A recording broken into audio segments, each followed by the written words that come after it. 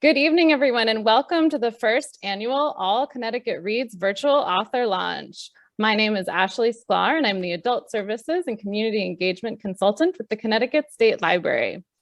Turning towards some housekeeping items before we dive in, we invite you to use the chat to introduce yourself and your library, school, or organization if you like, as well as use the chat to comment, discuss, and engage with us throughout this evening's event. With that in mind, please post your questions for our authors in the Q&A feature during each of their segments. We have turned on the live caption feature, so please feel free to use and adjust that as needed on your screen. We are recording this evening's event, and it will be made available on the All Connecticut Reads website.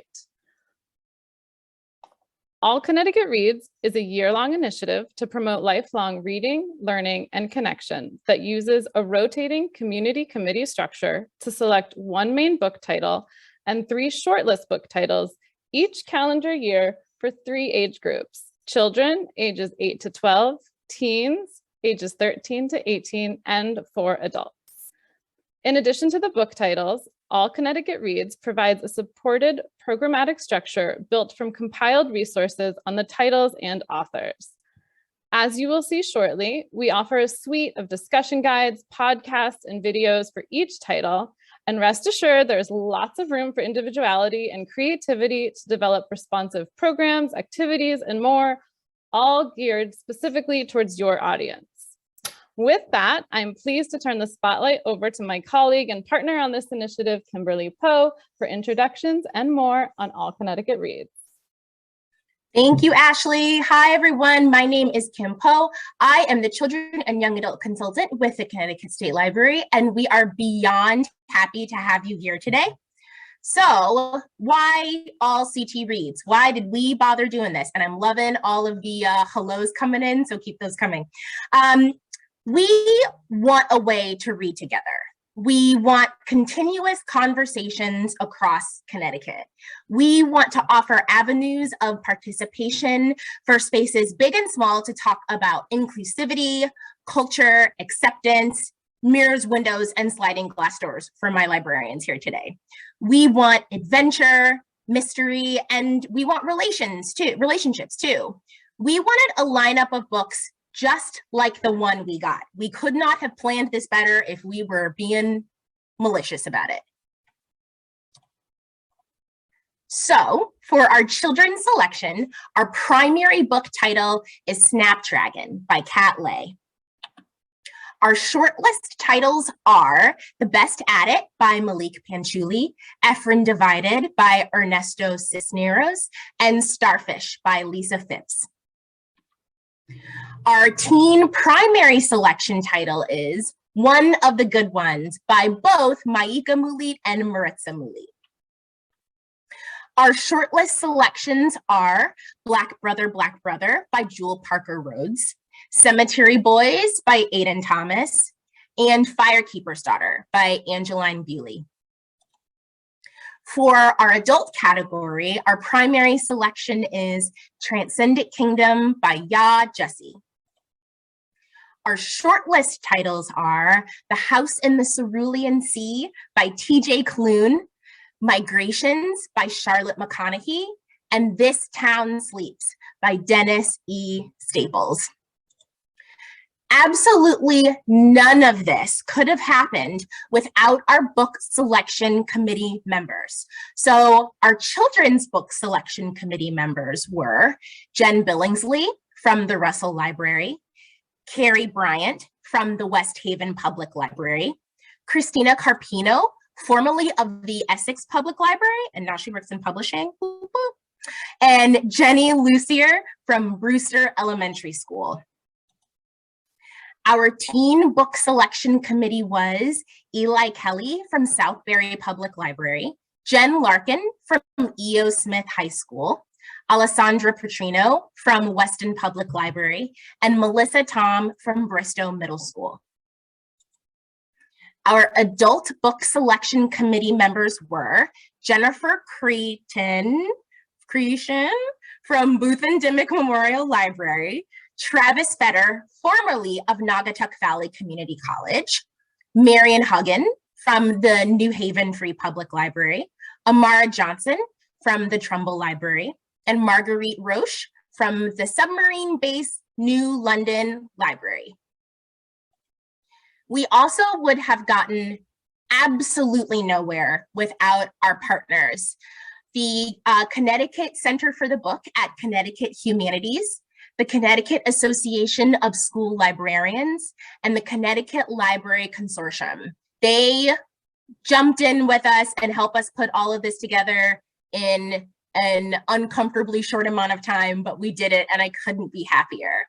Our sponsor for this year, the All CT Reads, is supported by a generous grant from EBSCO Information Services to the Connecticut Heritage Foundation. A huge thank you to them. And also a thank you to our division director and our state librarian. Our division director is Don Laval, our state librarian. Thank you so much for supporting us and giving us the courage to do this and turning us loose to do the very best that we could. So I want to show you all quickly before we get to the fun part of our day. A little bit of the semantics of all of this. To house the All CT Reads program, we created a website. Before we turn you loose after you hear from our amazing primary collection authors, we want to show you what we put together for you to work with. Each title links to a page of resources that have been compiled by the book selection committee. Each page contains the book cover, book description, as well as means of accessing the All CT Reads titles. In addition to avenues many folks are familiar with, i.e.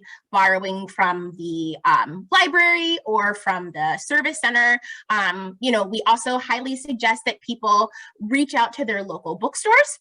And we have almost every single title available from the Library for the Blind and Physically Handicapped for Connecticut residents who struggle with their vision, but also for people with a variety of learning differences. We want these titles to be accessible to anyone and everyone. So let us take a look at some of the things that we have here.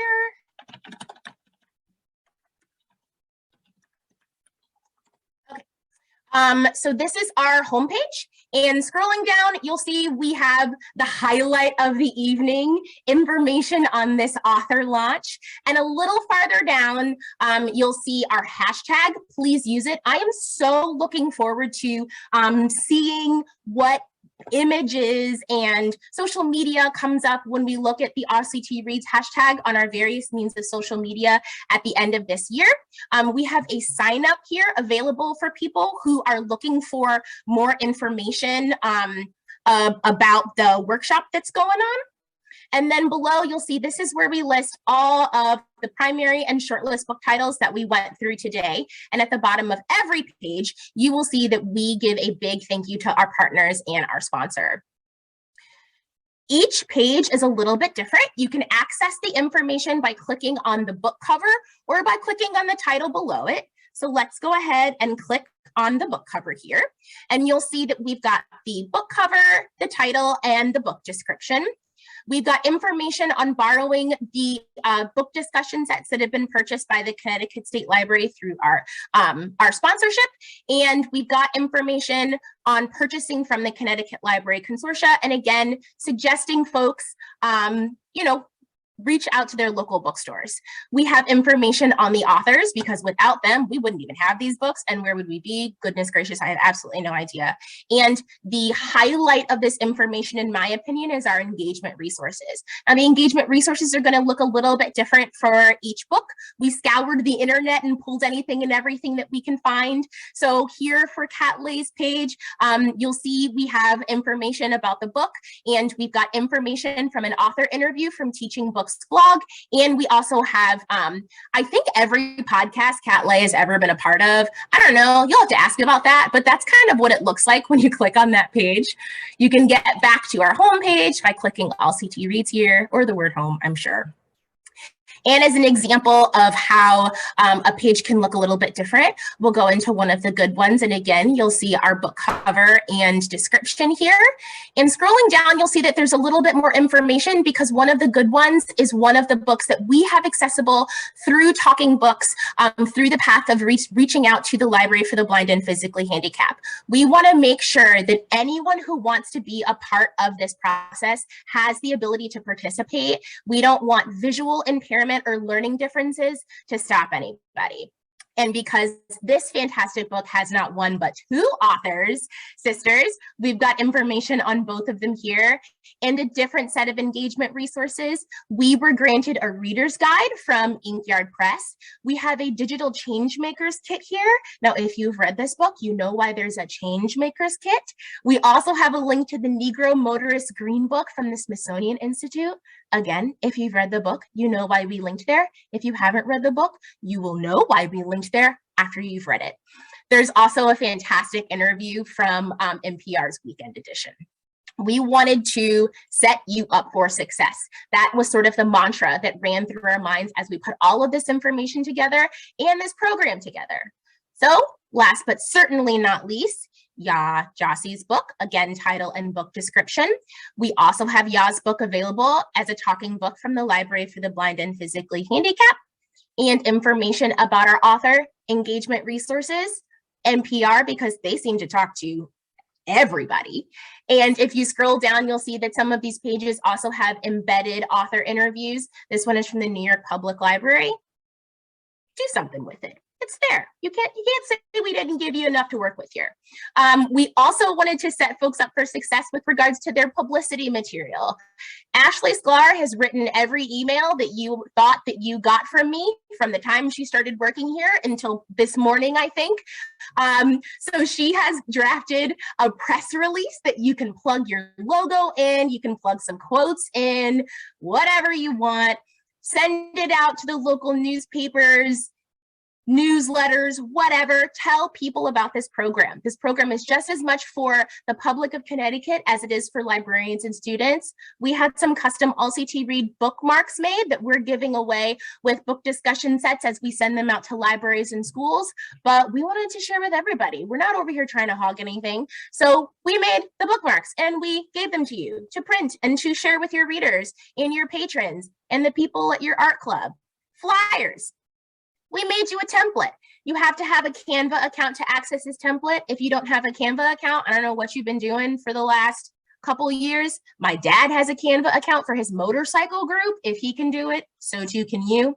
And we've also shared our logos. Some folks might want to put it on the spine labels of their book, or I don't know, somewhere else. Take it. There's nothing proprietary about this. Have you never run a book discussion before? Do you think you're bad at running book discussions? I know I'm bad at running book discussions. Here are some fantastic websites that'll, set you up for success. I'm just going to keep saying that because it's the truth. And like I said, all but two of our book titles are available as talking books from the Library for the Blind and Physically Handicapped. Do not let the name fool you. This organization is not just for people who have visual impairments, but it's for people who have learning differences as well. So if you would like to know if you qualify for services from LBPH, as we call it, we've got an email address here for you, 2 phone numbers, and we've also linked you directly to their website. And last but certainly not least, before we turn to the part of this night that we're actually all here for, because I know you guys are not here to see me, we would like to know who's participating in this. Are you running a book club? Are you doing a craft? Are you doing a take and make? Are you inviting the authors yourself to talk to your community? Please share that information with us. Kat Leyh is here. Oh, that's so exciting. So I am going to stop talking because I have done a lot of that this week. And I am actually going to introduce you to one of my best friends in the entire world. We have known each other for double-digit years. I'm not telling you how many because that gives it away. So I am going to turn this day over to my best friend, Jen Billingsley, who works at the Russell Library and was on the the Children's Book Selection Committee. Y'all, I've I've been nervous about this all day, who is going to introduce Kat to you all. And thank you again for coming. I'll be in the chat. I'm tired of talking. Hello, I will take over from here. What a beautiful, glorious introduction. That was incredible. So hello, it's so great to see such an incredible group of Connecticut folks getting ready to launch this program. Serving on the selection committee was super fun, and I'm super excited to see that we see what everybody else does with it. And I'm super excited to work with the young people at my library, because I am thrilled that Snapdragon is our selection for this, because I'm the person that suggested it to our selection committee. So one of my favorite books of the year, one of my favorite books of this, I'd say like the 2020s. Like, I really adored this book, and I'm so thrilled to get to introduce this author. So Kat Leyh is a Chicago-based writer and artist. So I'd say previous to this book, she was best known as the co-writer and a cover artist for Lumberjanes, which is a series I also adore. As a camp kid, it speaks to me, and a theater kid and a nerd of all levels. And also for her queer superhero comic on the web, which is Super Cakes. So she's worked as a cover artist, a backup writer for a bunch of Boom Studio series, but it's for Second Press, which I think Snapdragon is for. So without further ado, Kat, please, it's like an honor. I'm super Twitter-pated to be speaking to you right now. Hello. Hello, thank you. Thank you so much for that introduction and for having me here. I'm super excited to talk about comics as always. So as Jen said, I am the writer and artist for the graphic novel Snapdragon and the other things that you mentioned. So Snapdragon is this story about a pretty serious young girl who goes to bravely confront her town's local witch.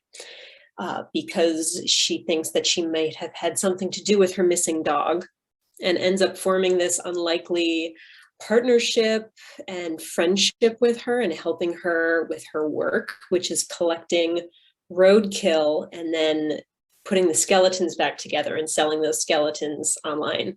And as Snap gets to know Jax, the old woman, she learns that there may be more to this witch rumor than she previously thought. And then she also has more to do with Snap's own family's history than she would have expected.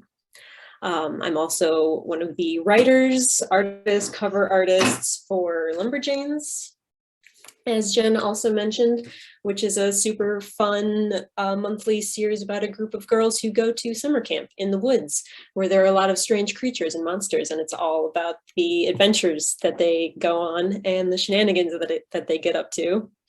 I'm going to kick things off and just start at the beginning. I'm going to talk about how I got started.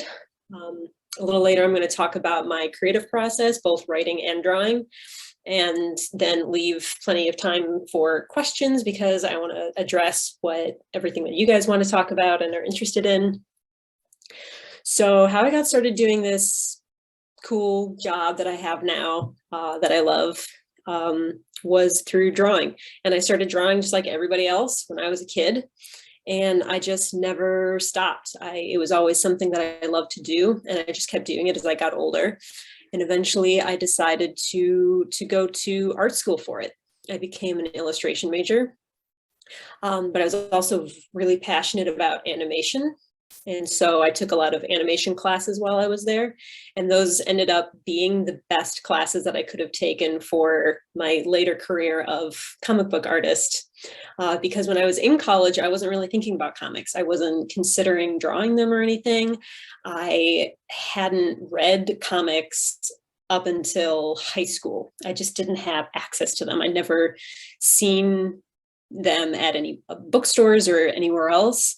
And so they weren't really on my radar. But once I discovered like web comics and manga, like Naruto and One Piece, I just started devouring comics. I loved them. And those were the only ones I could really find. And then later I found just the whole world of comics, and I love all sorts of different books. But when I was starting, I didn't really know anything about them. When it eventually occurred to me to make a comic of my own, I was too shy to find someone to write it. So I decided to write it myself. And I started by thinking of something that I would really like to draw, and just sort of went from there. And it turned out that I loved it, and I really enjoyed doing it. And one of the things about it that's different from animation, which I was also very passionate about, still am, is that you can tell a complete story all on your own, which I thought was really cool. So I started by drawing short comics, so like 3, 6, 12-page comics that I posted online. A lot of those were the Super Cakes series that I did, which was a little superhero story, slice of life story that I posted on Tumblr.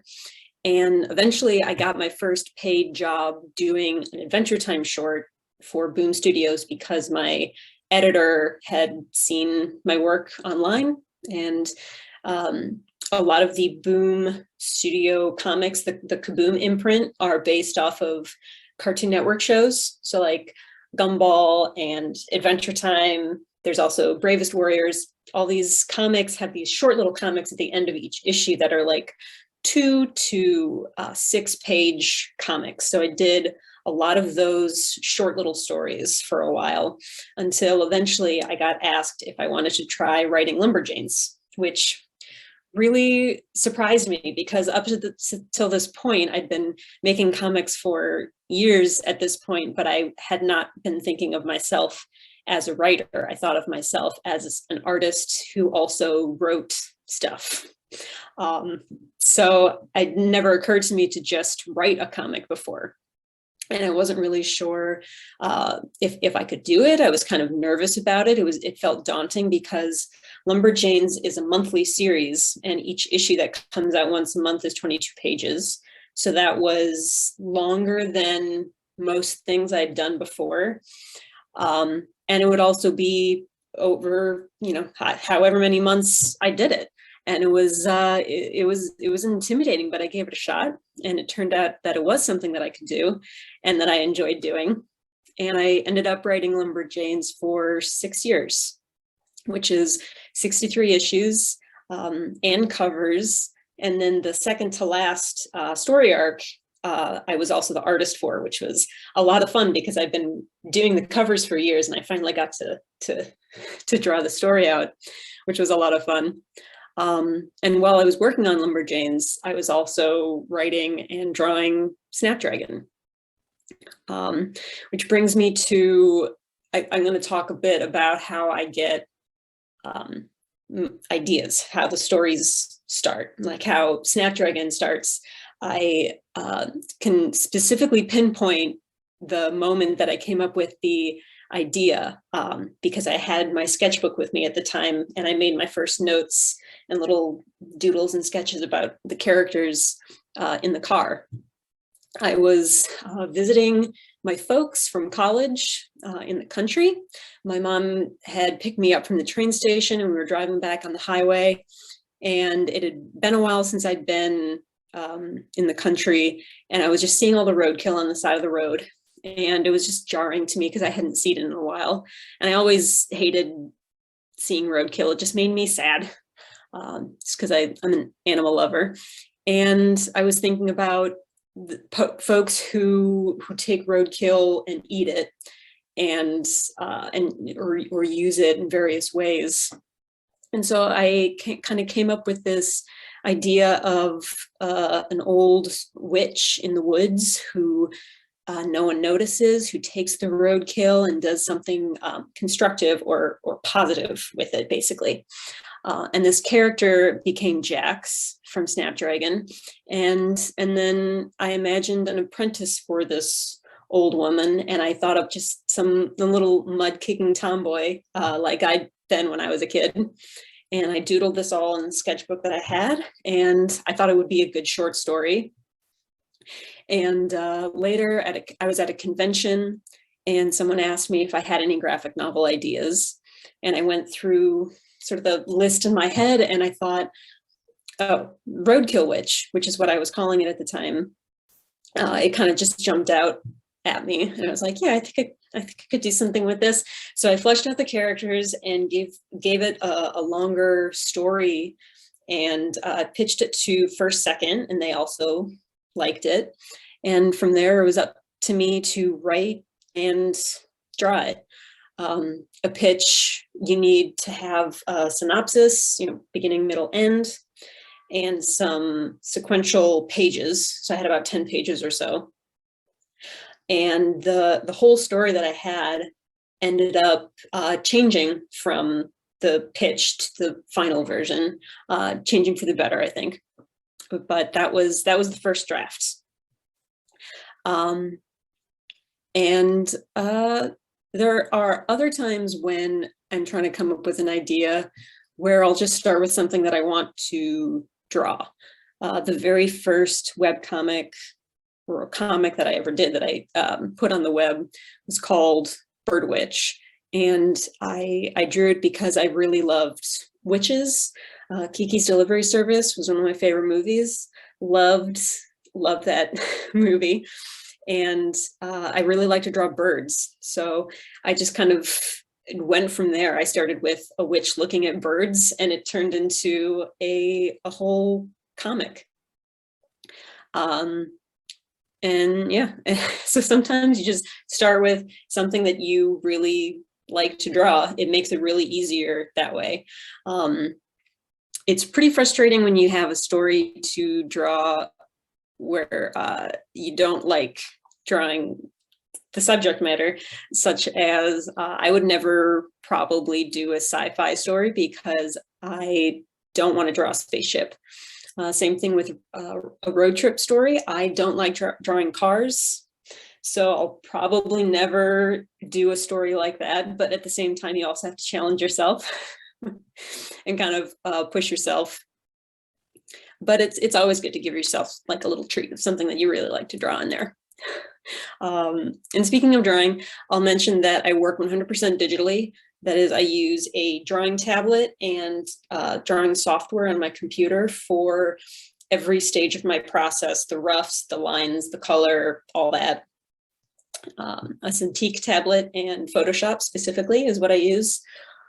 And there's pros and cons to drawing digitally or traditionally, or a combination of the two. The thing that I like about it is that it's very forgiving. I have a lot of flexibility with it. I can resize things really easily and just move things around a lot easier than traditionally. And with projects that I write and draw, like Snapdragon, I always start actually with drawing. I start with character sketches, doodles. I'll usually have a few scenes in my head that I have pretty figured out. And so I'll start with thumbnails, just really tiny little boxes of all the pages that I'm going to have. And then I just start doodling and sketching and making notes over all these thumbnails.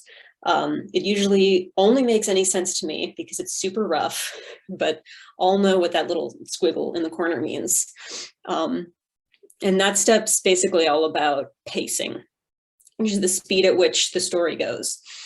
So I'll always have a few scenes in my head that I know I need, so I'll start there, and then start putting it together like a puzzle. I'll figure out what needs to happen to connect these scenes, and they'll kind of grow from there.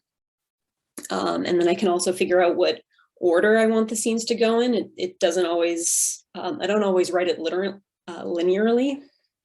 So sometimes I'll move one scene over there and one scene over there, whatever I think suits the story best. Sometimes I'll have completed art pages because I know exactly what something's going to look like, but I don't have other scenes fully written yet. That usually happens. It's a little risky, but that is how I do it.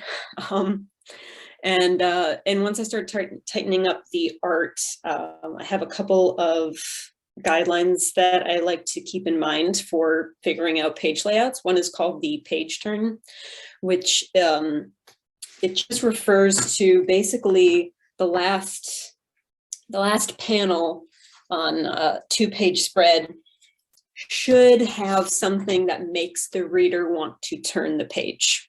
It'll have a word bubble from someone off panel speaking. We don't know who said that, or a loud noise, or just something, a character gasping, something that entices the reader to keep turning. That's why sometimes you pick up a comic book and you don't put it down until the very end, because some writers are very good at page turns. There's also something called the foot rule, which is that on every page there should be at least one panel with a foot in it. And what that basically means is you want some variation in what you're looking at. A lot of people want to, or a lot of people will start just by drawing talking heads. So like kind of a close-up shot of someone's face and their dialogue, and that'll be the whole page, which is fine sometimes, but it can be a little boring if that's all it is. So the foot rule is just to remind you to, keep some variation, show the character's whole body, show some of the environment, show an inanimate object, whatever suits the story. I also have in the back of Snapdragon, I included part of my drawing process, which you can kind of see, but it starts really, really rough. And I'm just blocking out what characters are going to be where, and kind of the angle that you're seeing the character at, and that sort of thing.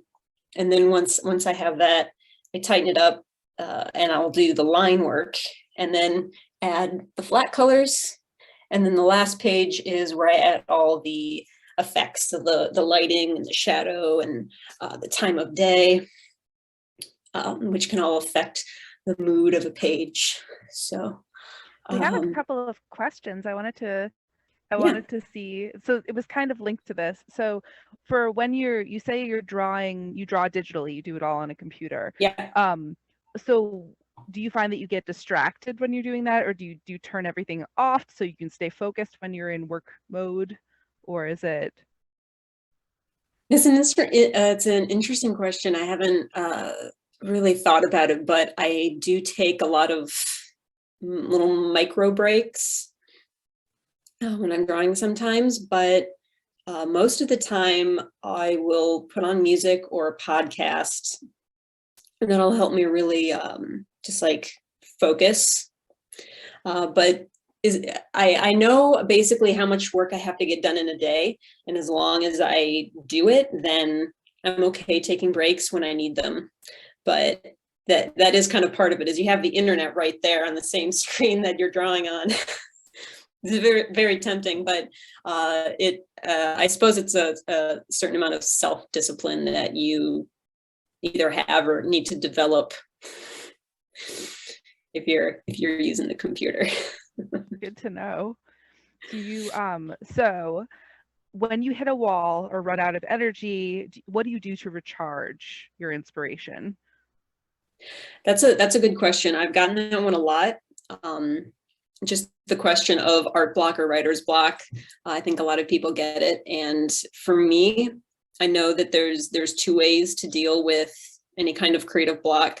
And it's either stepping away, taking a break, taking a walk, cleaning, cooking, doing anything else, get your head off of it, or just powering through.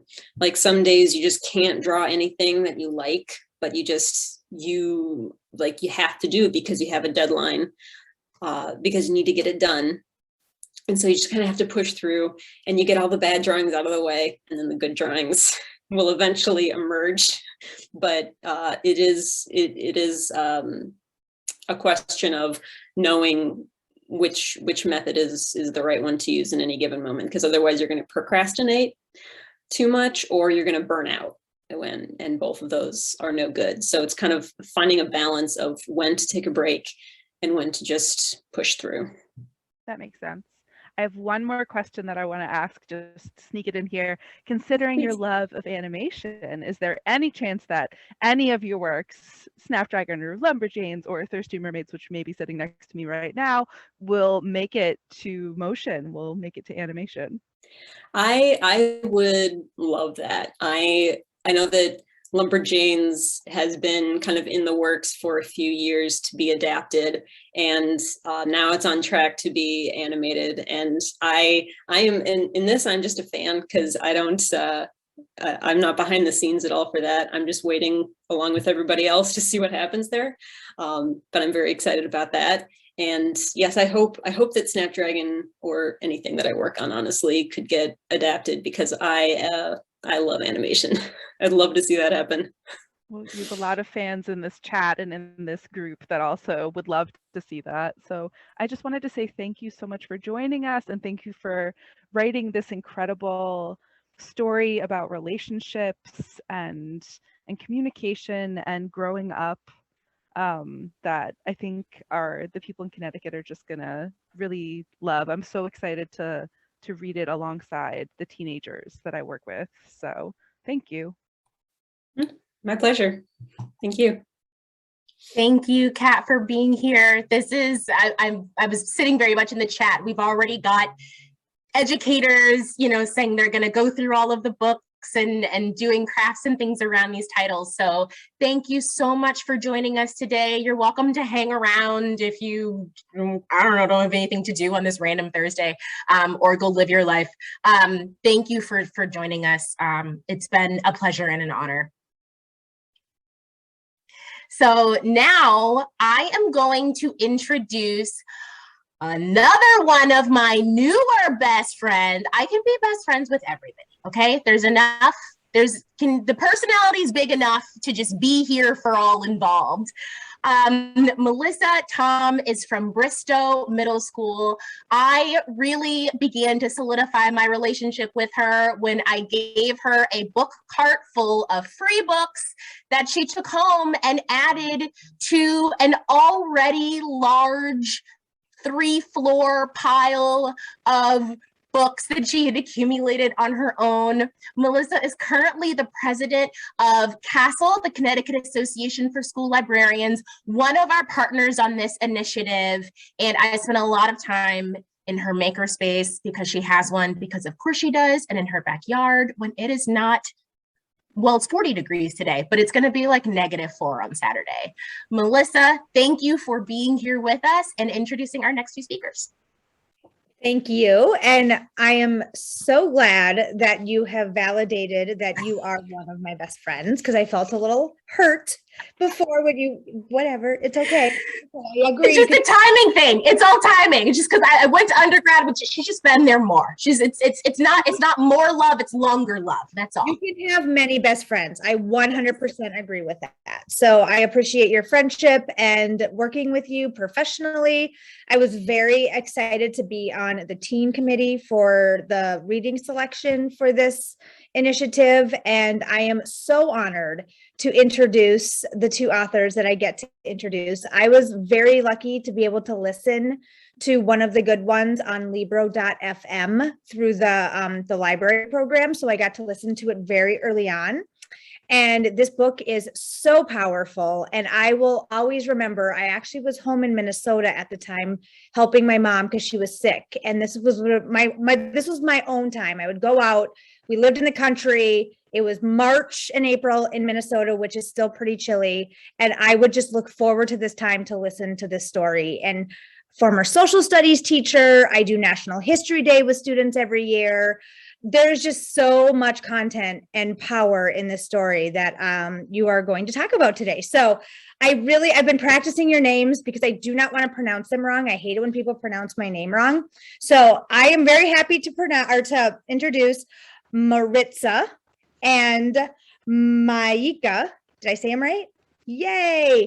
And they are going to talk about their wonderful book, but I want to give a little background. I pulled your biographies, and you all, we don't have time to go over all the amazing things that you have done already in your short lives, but a couple of things I wanted to highlight. So Maritza graduated from the University of Florida with a bachelor's in women's study. and the University of California with a master's in journalism, which is a very cool combination. And now if you're currently, are you still a PhD student? Is this still an ongoing thing? At the University of Pennsylvania, exploring ways to improve literacy in under-resourced communities, which is near and dear to my heart because I was a classroom teacher for 12 years, both in Phoenix and Hartford, and now I'm a middle school librarian, and literacy has been at the center of my life for many, many years. So I think that is amazing. And Maika, equally impressive. I have to read them and I underline things, be like, this is what I really want to talk about because I can't talk about everything. So Maika got a bachelor's in marketing from Florida State University and an MBA from the University of Miami, which is also a very cool combination. And are you still also currently a PhD student at Howard Universities and doing the Communication, Culture, and Media Studies program? And I would just wish we lived closer because you would be invited like Kim is to my makerspace and we would hang out in my backyard and we would just talk about amazing things. So I'm going to turn it over to the two of you so you have as much time as possible to talk about all of your amazing things. Yay. Thank you so much. That introduction was awesome.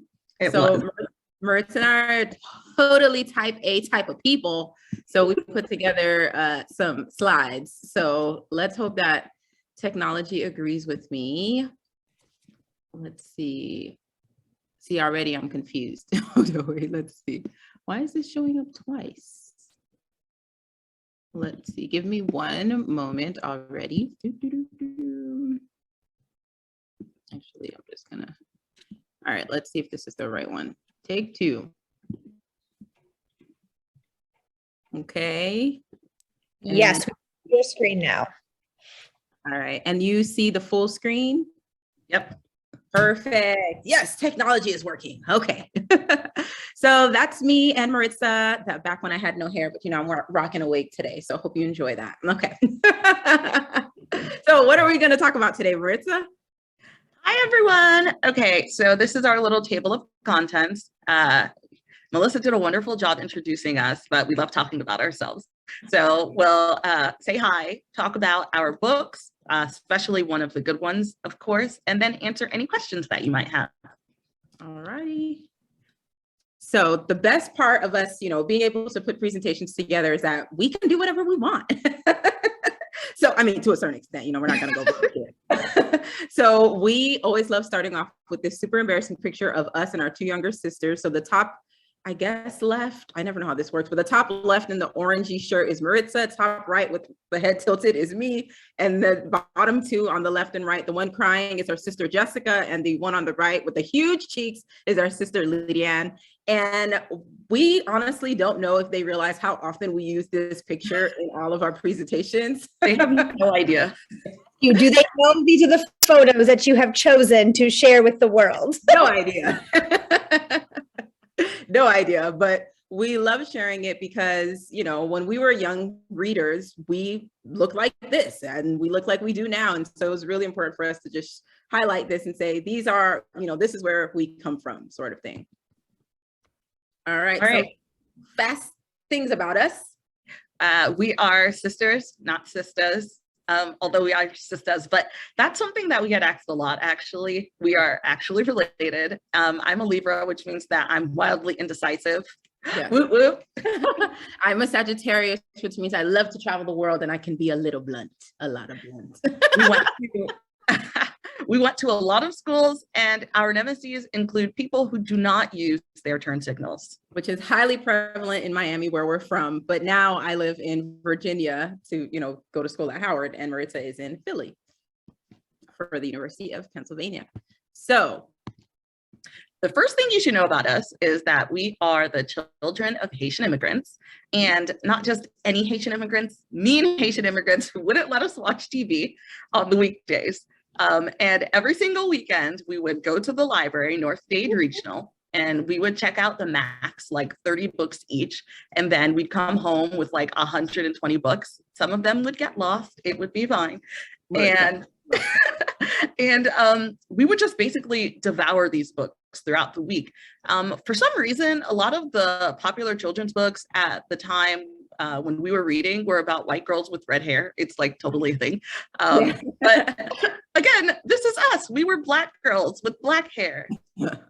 And obviously there's a beauty in like being able to identify with any type of experience and just like know that you're feeling the same thing that someone else out there who doesn't look like you is feeling. But it's also great to know that like you're represented in the books that you are reading as well, that you could look at a cover and see someone who looks just like you. But we'll get back to that. Yes. Sorry if you hear the phone in the background. I'm at my parents' house and they actually have a landline and my grandma doesn't know how to turn it off. Okay, so moving on, like Maritza said, you know, we read all of these wonderful books and we saw ourselves reflected in the characters, but it would have been able to also see ourselves like actually. And so as authors, you know, fast forwarding many years, we get the opportunity to write our own books. And these characters, as you can see, they look a little bit more like us growing up. And so along with us being avid readers, we also get to be authors who have published 2 young adult novels so far. And we have the honor of speaking with you today about it. So our first book, which Maritza will get into right now, is Dear Haiti, Love Elaine. Yes. So Dear Haiti, Love Elaine is about 17-year-old Alaine Beaupalin, who gets sent to Haiti after a prank she does at school goes terribly wrong. And while she's in Haiti, she learns more about her family history and even a family curse. And she also gets to get closer to her journalist mom, who's also laying low in Haiti after her own fiasco at work. Also, it's an epistolary novel, so it's made up of lots of different pieces of media and all that sort of thing. Yes, one of the good ones we'll get into in just a bit, but we wanted to highlight our third book, which is called The Summer I Ate the Rich. Maritza came up with this wonderful title, but it's about 17-year-old Brielle Petitfou, who happens to be a zombie, and she joins the exclusive world of the 0.01% of the 1% and decides that she wants to unleash revenge on the people she blames for her family's pain.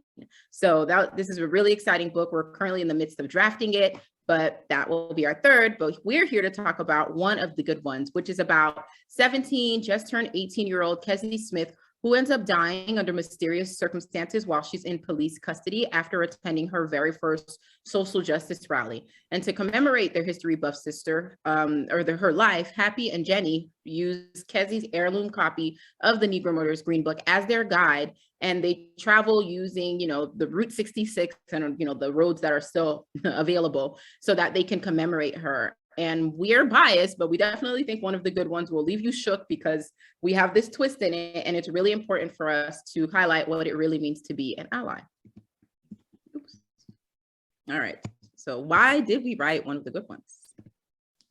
So social justice is the heart of this story. Kezi is like many young and old and anything in between people today fighting for equity in our society, at school, at work, healthcare, housing, just socioeconomic status, anything. And while our story takes place largely in the 21st century, we also include characters from historical places that are related to the present day.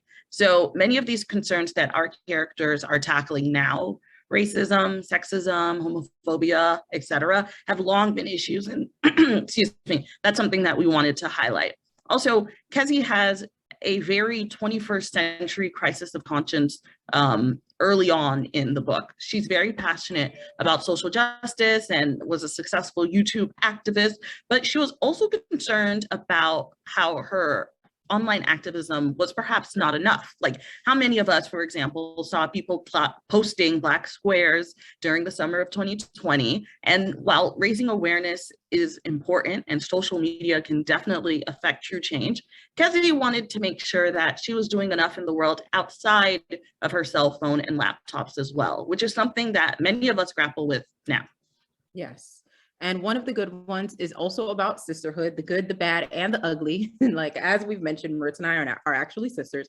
So this was something that we were able to tap into within the context of the story. And, sisterhood is complicated. There are times when, we're all very tight, especially, even speaking for me, Maritza, Jessica, and our sister Lydian, the four of us are super tight, but, we have moments where there'll be beef. And so when that happens, we might have like a separate group chat for 3 of us, and then one's not in there, and then each one has their various permutations. But it was really important for us to highlight these moments throughout One of the Good Ones to show how, even though, you know, your siblings and your sisters are kind of variations of yourselves, there are still moments when you don't feel understood, where you don't feel heard. And so now that Kezi is gone, Happy is really struggling with the fact that she didn't have the best relationship with her sister. And she's trying now, you know, in the wake of everything that has happened, to kind of bridge that gap.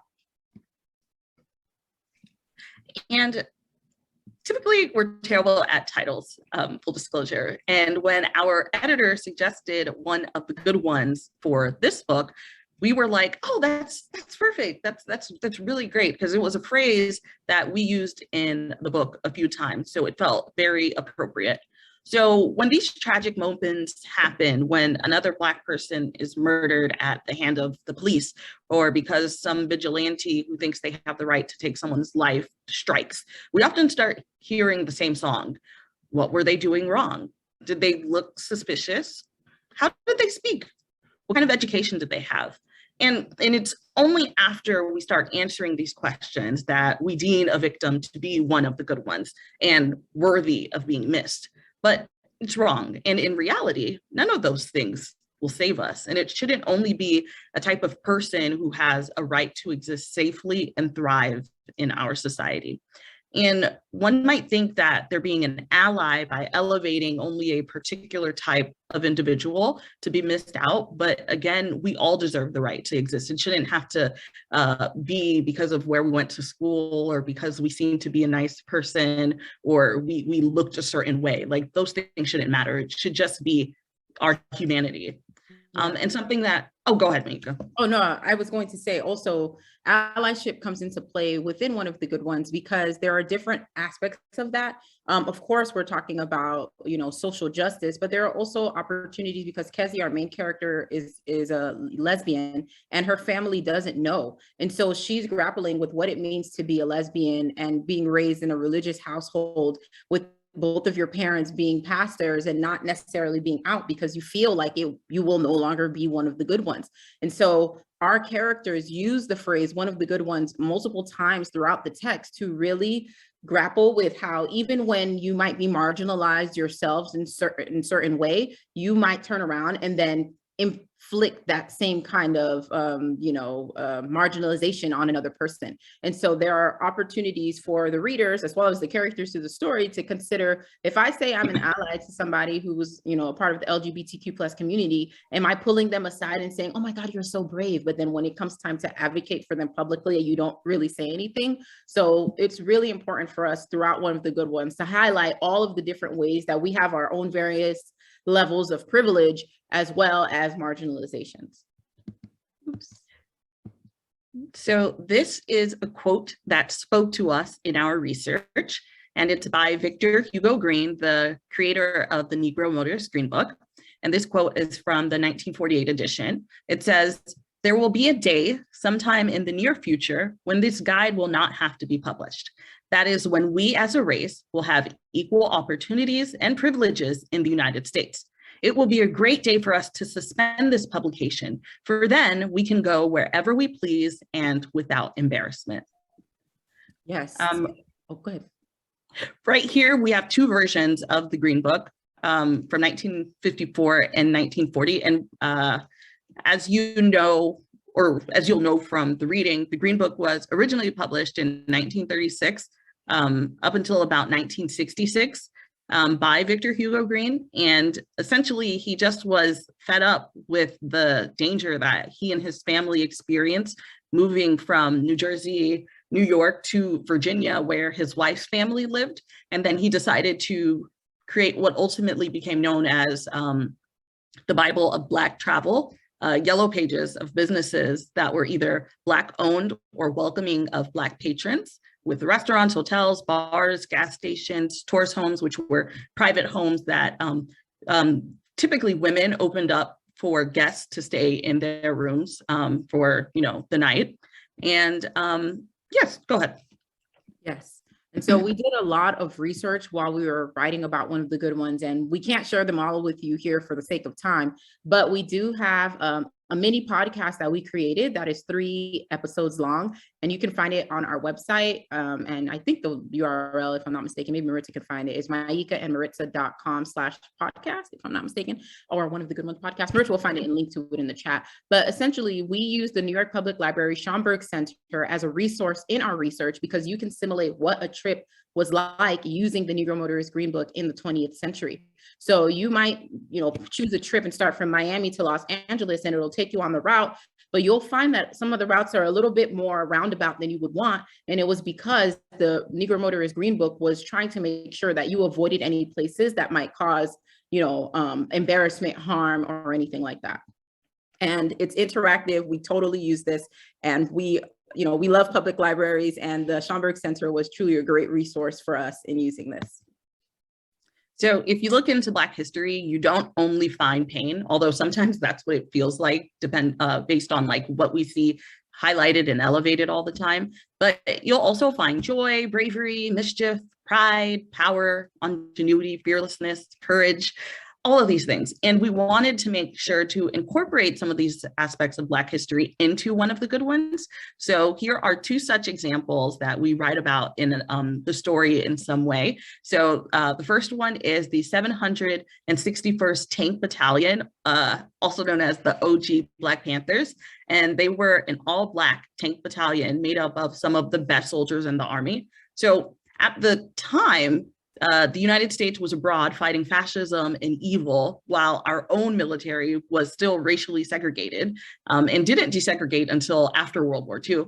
But nevertheless, these soldiers were fighting hard for this country because they knew that it was their country too, and they and their loved ones recognized that they were fighting for a better life back home in America, as well as what was happening around the world, which they called the Double Victory campaign. Their motto was "Come out fighting," and they did just that. They were in major battles in the war, including the Battle of the Bulge, and many of the members went on to earn really prestigious honors, the Medal of Honor, Silver Stars, Purple Hearts, and we highlighted some of their history in One of the Good Ones in a very personal way for some of our characters. Yes, and we also wanted to give a shout out to Stagecoach Mary, aka Mary Fields. And when we were doing research about this story, it was just so wonderful to come across her, because you don't really get sometimes information about the women who were so instrumental within history. And she essentially, as the legend has it, is that she was a grounds taker at a convent, and then her, or excuse me, I said grounds taker, a groundskeeper at a convent, and then her and maybe like one of the other groundskeepers got into it, and they drew their guns at each other, and then they kicked her out of the convent. And then she essentially went off on her own, and she became a part of, what we now know as like the mail service. And she was a star route mail carrier in the United States, and the first African American female star route carrier. And the story about her is that she was like a gun wielding, alcohol drinking, sometimes pants wearing woman, in the late 1800s to early 1900s. And she was a total, boss. And it was just wonderful to hear about her. And I wish that we could highlight more folks like this. So as we were writing One of the Good Ones, it was really important for us to also highlight that, yes, there are some really hard moments, but there's also a lot of joy and a lot of fun happening too. So hopefully we gave a good blend of that throughout. So thanks for dealing with our type A-ness. We hope this presentation has given you a few things to think about, and now we'll open it up for any questions. Wow, that is awesome. And again, as a former social studies teacher, I just love all your connections to primary sources and your research. And like you said, those stories that aren't often known, they're not in the textbook. And if you don't go looking for them, you're not really going to find out about them. We don't have a lot of time, but we do have one question that came up in the chat. And I actually had this written down in my own notes, so I'm excited somebody asked it. And it's, what was it like to work with another writer? Because you partner write, and I can imagine that's a little challenging. So what were some successes and some challenges, if you want to talk about that a little bit? Go ahead, Maritza. Okay, so we typically have pretty different writing styles. I'm what they call a plotter, and Maika is a pantser. She writes by the seat of her pants. But in order for us to write together, Maika had to jump on the plotting train so that we would be able to know what the story was going to be about, because we can't read each other's minds. But it's been really great. And luckily, we have very similar sensibilities. And if we do ever have any issues about the story, which don't come up often, we'll just like duke it out and like put our best presentations about why our idea is the best, and then we'll go with whoever is most passionate, because we know it'll be better for the story. It's usually my idea. It's not so. I didn't No, want I to get a little sibling jab in there, but too funny. Thank you so much. This has been so awesome. We're just so excited. Like, Kim really just did a wonderful job of coordinating and just like reaching out to us and making sure that we were on task. So we wanted to publicly give her a shout out for doing the thing. And thank you so much for your attention, and as well for having us again. Thank you. And thank you, Kim, for letting me introduce them and talk to them a little bit. This was a really fun event. So thank you. Thank you. Thank you, everyone. Bye. Yes, thank you, Maika and Maritza and Melissa. And I mean, growing up as a reader, you know, I get it, you know, like a lot of the characters in my favorite books didn't look anything like me. And I think that's why I'm such a reader of young adult, because it's just like doing the darn thing with regards to just all of these fantastic books that, you know, have characters that I wish I was able to read as a kid, but they didn't exist because we were all kids reading them. And now here we are, and y'all are writing, and I'm a librarian, and this is so great. I love your book. And while you were talking, I sent a text to my baby sister and said I love her, because I just had to. So thank you so much. I'm going to introduce our last book selection committee of the evening, who is then going to in turn introduce our last author of the evening. So I am beyond happy to introduce my newest friend of the three friends that I have in here. So I can actually show us Loki, Mike, and Ritz, everybody's my friend at this point. Amara Johnson from the Trumbull Library, who was a member of the Adult Book Selection Committee, who worked with my coworker, Ashley Sklar. Ashley had nothing but fantastic things to say about you, Amara, like not even just about this, just like in general. I think she might be one of your biggest fans, at least of the people that I know. So thank you so much for being here and for introducing our last speaker and sort of fielding these questions. I really appreciate it. Thank you so much, Kim. That was wonderful. I'd actually like to thank both Kim and Ashley for bringing All CT Reads to life. This has been a wonderful experience. And it is my pleasure to introduce the All CT Reads Selection Committee choice for adult reads, Yaa Gyasi, author of Transcendent Kingdom. So Yaa Gyasi was born in excuse my pronunciation, Mempong, Ghana, and raised in Huntsville, Alabama. Her first novel, Homegoing, was a Sunday Times and New York Times bestseller, won the National Book Critics Circle Award for the best first novel, and was shortlisted for the Penn Robert W. Bingham Prize for debut fiction. In 2017, Yaa Gyasi was selected as one of Granta's Best of Young American Novelists, and in 2019, the BBC selected her debut as one of the 100 novels that shaped our world. Her second novel, Transcendent Kingdom, was also published to wide acclaim in 2020 and was an instant New York Times bestseller. Transcendent Kingdom is a powerful, raw, intimate, deeply layered novel about a Ghanaian family in Alabama. In Transcendent Kingdom, Yaa explores the different ways family experience themselves, a family ravaged by the forces both within and beyond their control. It is the story of love, loss, inheritance, and the myriad ways we try to rebuild ourselves from the rubble of our collective past. And with that, Yaa Gyasi to discuss her novel, Transcendent Kingdom.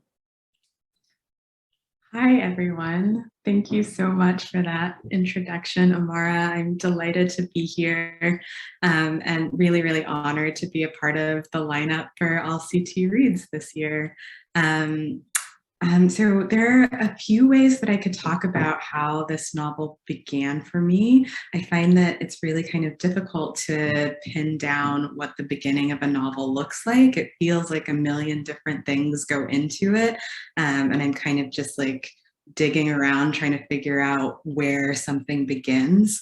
For Transcendent Kingdom, I had just finished a first draft of my first novel, Homegoing, which for those of you who don't know is a multi-generational novel that spans continents and cultures. It's about 250 years of Ghanaian and American history, and it was quite a research project.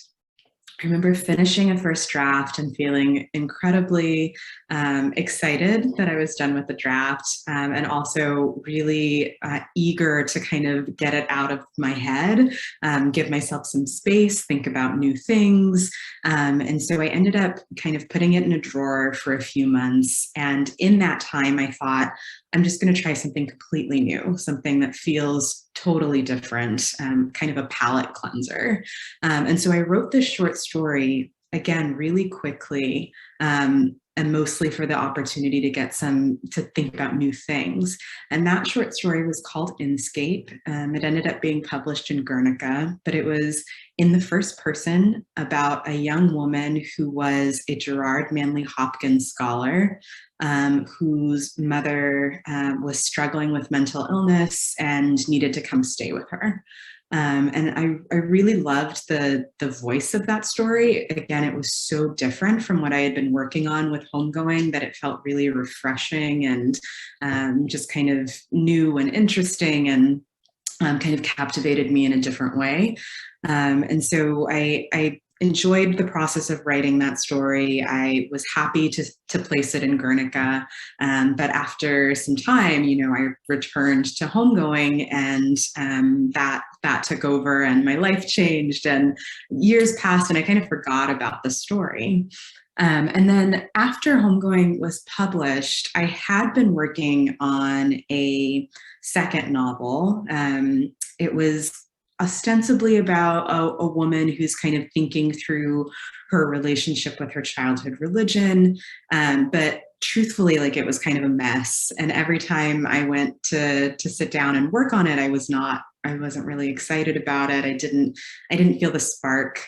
And so I was thinking about what I wanted to do next, and nothing was really coming up for me, and I was getting a little frustrated, because I've written really my whole life. I've always been working on a project, and this was the longest stretch I'd gone without writing consistently. In that time, my childhood best friend, I grew up in Huntsville, Alabama. My friend from Alabama was getting her PhD in neuroscience at Stanford. And she was finishing up what was to be kind of her final thesis project. And she had a major paper that was due to be published with this work. And I remember being, she was so supportive and excited for me when I was, going through all of the Homegoing publication stuff. I thought, this is my chance to be really supportive of her and her work. So when the paper was published, I sat down to read it and realized that I did not understand a single word of it. Like, I actually did not understand what was happening in it, which was a strange feeling for me, since I make my living out of reading and words. And so I thought, what's going on here? And really mostly just out of an opportunity to want to get to know what she did and think through some of the work that she's interested in. I asked if I could go shadow her in her lab, and she very kindly said yes. And so I spent the day with her. That first day, I think this was probably January 2017. I spent the day with her at her lab, and she performed a surgery on her mice that I still remember quite vividly. I actually have pictures on my phone, but I won't show them to you for people who are squeamish. And she kind of talked me through the process. And I had always known that her work was about addiction and depression. But again, because of all the technical science stuff, I didn't really understand what the implications of that were to people like you and me, like lay people. And I found it so fascinating to hear her talk about this work, and also to see her light up while she was doing this work. There's something really kind of beautiful about seeing somebody that you know really well and love really well in a different context than you're used to seeing them in. And so that was also a pleasure. And I thought, oh, it would be nice just to spend a little time in this world as a way of kind of getting to know her. And so that began the kind of the wheels turning in my head for what would become Transcendent Kingdom. At that point, I wasn't thinking about the short story. I didn't know like what shape it was going to take. I just thought, almost as though I was approaching this like a writer's prompt of a novel, like write a book about a woman who studies addiction and depression. What would that look like? And obviously there are a million ways that you could approach it. But for me, what I decided made most sense was to have a character at the center of this novel. Gifty is her name, who is a neuroscientist who studies this phenomenon called reward-seeking behavior. And don't get scared away. Like if you haven't taken a science class since college or whatever, I also had not. And I think it's clear in the book. And I think it brings this science to a level that anyone could understand. But basically, Gifty studies things like addiction and depression. And it's at a time in her life when her own mother, who is struggling with depression, needs extra care. And so Gifty has her mom come stay with her. Again, this is the influence from that earlier short story. Her mother comes to stay with her, and she finds herself taking care of her mother, working toward her final thesis, and also kind of thinking back to the years that led up to her beloved older brother, Nana's passing from an opioid addiction. And so it's a book about mother-daughter relationships, about sibling relationships. It's about loss and kind of grief and how we deal with grief in our lives, the different forms that grieving can take. It's about what I think of as like absences that feel present in our lives. I think, anyone who's lost someone knows what that feeling looks like.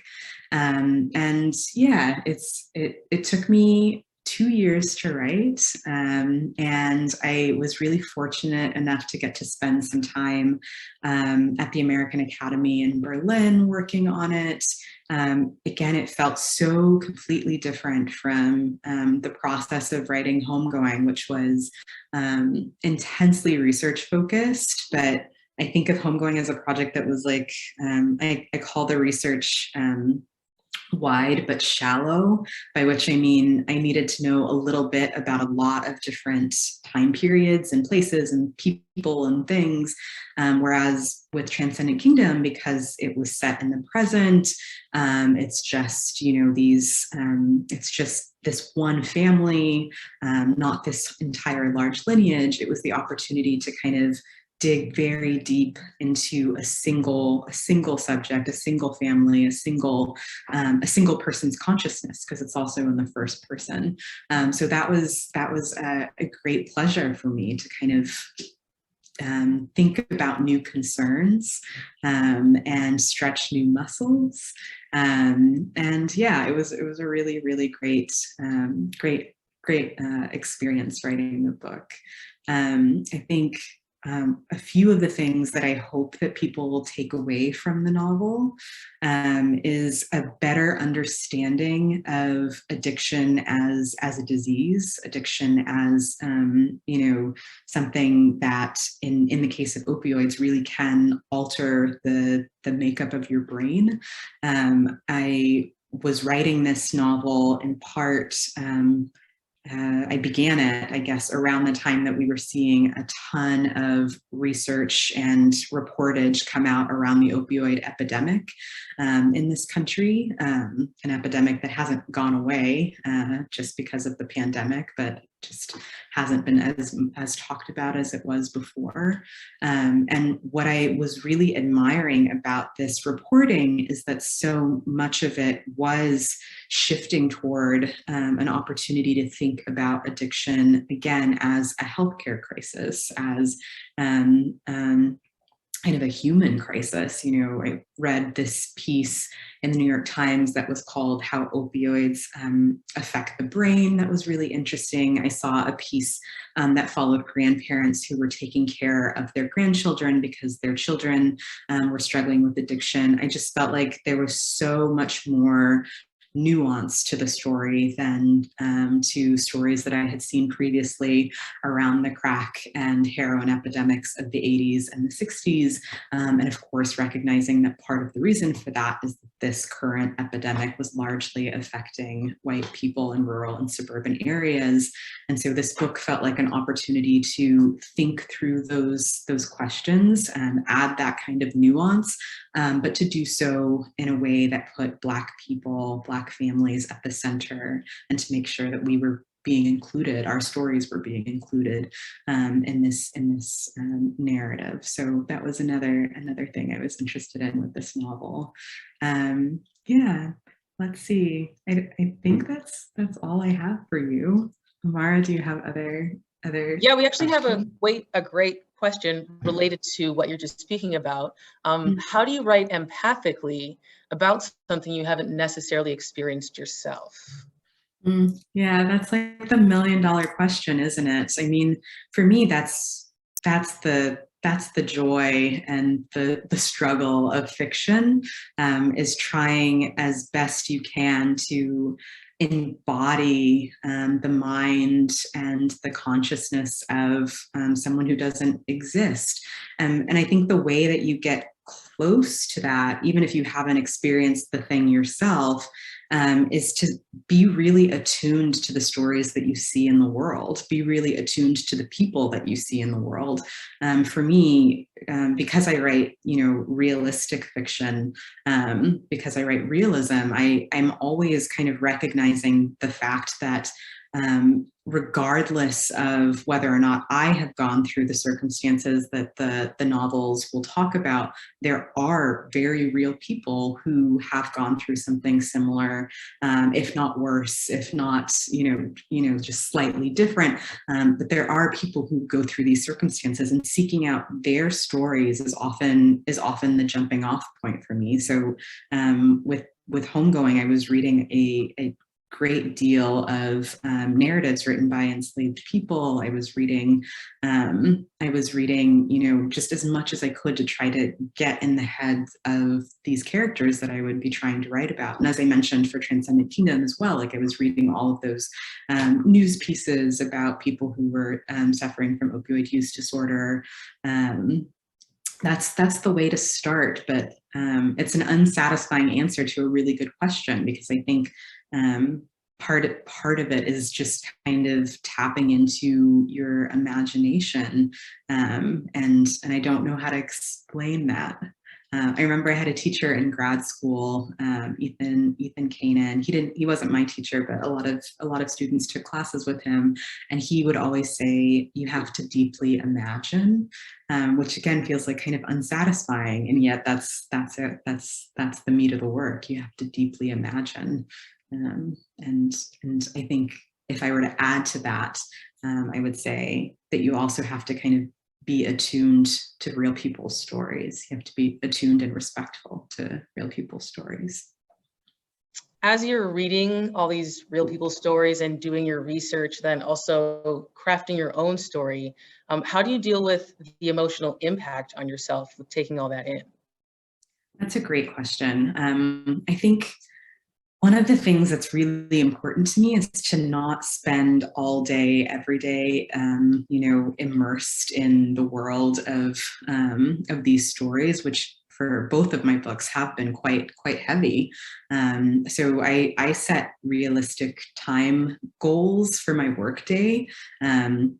For Homegoing, I had a 400 word a day limit, and that was kind of the most, as much as I would spend working on that book, which meant that I usually wrote for about 3 hours, and then I could do other things for the rest of my day, which meant that I wasn't reading these really traumatic narratives over and over Similarly for Transcendent Kingdom, I tried to set really, again, like manageable, small goals in terms of how much time I would spend thinking about these things.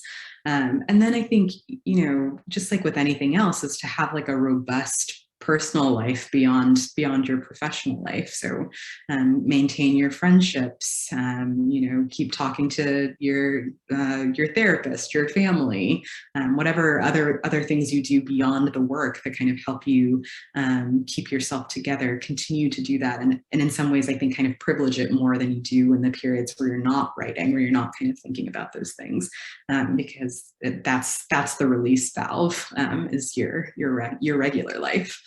So, I watch plenty of bad TV, I read a ton, and that helps. Okay, and we have time for one more question, and this is one of my favorite questions to ask of an author. But what was an early experience where you learned that language had power? Oh, that's a wonderful question. When we first came to America when I was 2, and we came because my father was getting his PhD in French language and Francophone African literature. And one of my most vivid early memories is watching him work on his dissertation on this old clunky typewriter that he had, and just seeing him every day kind of put in that kind of work. And I don't think I really could have articulated this to myself when I was that young, that this had a huge impact on me. But in hindsight, I think part of what made a life in language and literature feel possible was kind of seeing somebody dedicate themselves to that task of writing something, of making language out of something that they were thinking about. And I never read the dissertation. I have no idea what he was actually writing, but there was something really moving to me, and still quite moving to me, about seeing somebody sit down every day and try to put words on a page, even if it wasn't creative. So I think that's one that sticks with me. That's a wonderful image, and it's been lovely to chat with you this evening, and to learn more about what goes into your stories. Once I picked up Transcendent Kingdom, I was unable to put it down. It was just a wonderful read. And so thank you for being a part of this, and I'm going to turn it back over to Kim. Thank you. Thank you, Amara, and thank you, Yaa, for joining us. I am so blown away, and I think Amara's question and your response is beyond the perfect way to end a fantastic evening. So thank you, attendees. Thank you, book selection committee members. Thank you to our partners at the Center for the Book at Connecticut Humanities, the Connecticut Association of School Librarians, the Connecticut Library Consortium. Oh my gosh, Connecticut has so many syllables in it. EBSCO, the Connecticut Heritage Foundation, and the biggest thank you to our division director, Don Laval, and our state librarian, Deborah Schonder, both of whom are here. We could not have done this work without the support of Don and Deborah. We could not have done this work without our partners, and we could not have done this work without our book selection committee, and maybe more importantly than us, the authors. My goodness gracious, we could not have planned purposefully a better inaugural all CT Reads book list if we had tried. We really couldn't have. So thank you, everyone. I hope this was a really nice Thursday evening for you all. If you have any questions, feel free to reach out to us. You can access our website, these book discussion sets, the support materials we put together, more information about the authors, books, and publishers at our website. Thank you, Ashley. I was just about to say it. We thank you all. Have a fantastic rest of your night. Have a great weekend. Stay warm. Gracious goodness, it gets cold in Connecticut, which again, one too many syllables. And have a fantastic rest of your evening, everybody. Good night.